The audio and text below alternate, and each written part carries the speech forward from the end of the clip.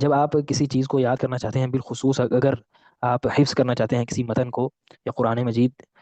کی کسی صورت کو، تو اس کو بلند آواز کے ساتھ حفظ کریں، بلند آواز کے ساتھ یاد کریں۔ جیسے کہ علماء لکھتے ہیں کہ انسان اپنی زبان کو، اپنے دل کو، اپنی آنکھوں کو اور اپنی کانوں کو، ان سب کو جمع کر لے حفظ پر۔ زبان سے پڑھے، دل سے پورا اس کا فہم اور دھیان ہو، آنکھوں سے دیکھے اور اس کے کان سن رہے ہوں، یعنی بلند آواز میں جب پڑھے گا اس کے کان سن رہے ہوں گے۔ اب آپ کے یہ جو سارے چار اعضاء ہیں یہ کام کر رہے ہیں، تو جب یہ چاروں اعضاء مل کر کسی چیز کو یاد کریں گے تو اگر ایک عضو سے یاد کی گئی چیز بھول جائے گی تو دوسرا عضو جو ہے وہ اس کو محفوظ کر کے بیٹھا ہوگا۔ اگر زبان بھول گئی ہے تو دل نے جو اس نے یاد کیا ہے اس کو فہم کے ساتھ سمجھ کر سوچ کر، تو وہ آپ کو جب بھی آپ دوبارہ سے اس کو دہرانا چاہیں گے تو وہ دل آپ کو یاد دلوا دے گا۔ اگر وہ بھی بھول گیا ہے تو آنکھیں، بس اوقات ایسا ہوتا ہے کہ یاد نہیں ہوتی چیز، دیکھیے آنکھوں کے سامنے لکھی ہوئی آ رہی ہوتی ہے کیونکہ آپ نے اس کو بار بار دیکھا ہوتا ہے، اور اگر وہ بھی بھول جائے گی تو کم از کم کان جو ہیں، کانوں نے چونکہ سنا ہوگا، تو بہت ساری چیزیں ایسی ہوتی ہیں جسے ہم کانوں سے سن کر ہی ہم نے یاد کر لیا ہوتا ہے۔ بہت ساری صورتیں ہوتی ہیں بس اوقات کانوں سے سن کر یاد ہو جاتی ہیں، بہت ساری احادیث ہم نے سن سن کے یاد ہو جاتی ہیں، اور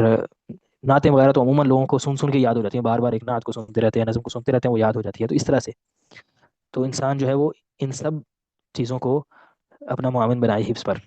اور اسی سے متعلقہ بات یہ ہے کہ جس چیز کو یاد کرنا ہے اس کو کثرت کے ساتھ سنیں۔ اگر کوئی درس ہے آپ نے سنا ہے ایک دفعہ اور آپ سمجھتے ہیں کہ وہ اچھی طرح سے ذہن میں نہیں بیٹھا، اس کی کوئی چیز قابل تفہیم ہے اور وہ یاد کرنا ہے، تو اس کو دوبارہ سے سن لیں۔ اب تو اللہ تعالیٰ نے ہمارے لیے بہت آسانی کر دی ہے کہ تسجیلات اور یہ آڈیو ریکارڈنگز، ویڈیو ریکارڈنگز ہمارے پاس موجود ہوتی ہیں، تو اس کو دوبارہ سے سن لیں۔ اسی طرح قرآن مجید کی کوئی آیت یاد کرنی ہے اس کو بار بار سن لیں، اس صورت کو بار بار سن لیں۔ کوئی حدیث یاد کرنی ہے تو تقریباً تمام جو احادیث کی کتب ہیں وہ آڈیو میں موجود ہیں، تو وہ احادیث انسان بار بار سنتا رہے، تو سن کر جو ہے وہ حفظ انسان کے لیے بس اوقات بہت زیادہ آسان ہو جاتا ہے۔ امام خطیب بغدادی رحمہ اللہ نے الجامع میں فرماتے ہیں،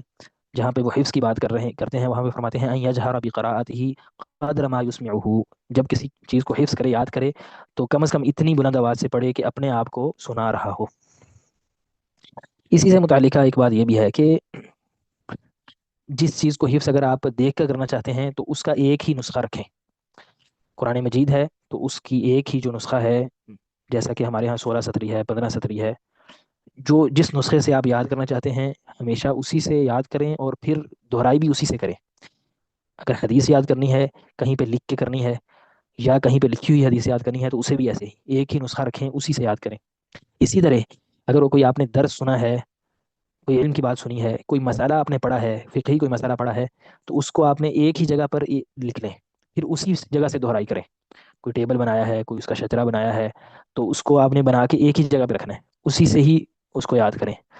جب بہت بڑی ایک خرابی یہ ہوتی ہے کہ ایک دفعہ اس طرح سے پڑھ دیا، پھر اس کو دوسری جگہ پہ لکھ کے پھر اور طرح سے پڑھ دیا، تیسری جگہ پہ، اور تو مختلف جگہوں سے جب پڑھا جاتا ہے۔ اسی طرح قرآن مجید کو بھولنے کی بہت بڑی وجہ ہمارے ہاں بعض طلبہ کی یہ بھی ہوتی ہے کہ وہ ایک نسخے کو لازم نہیں پکڑا ہوتا،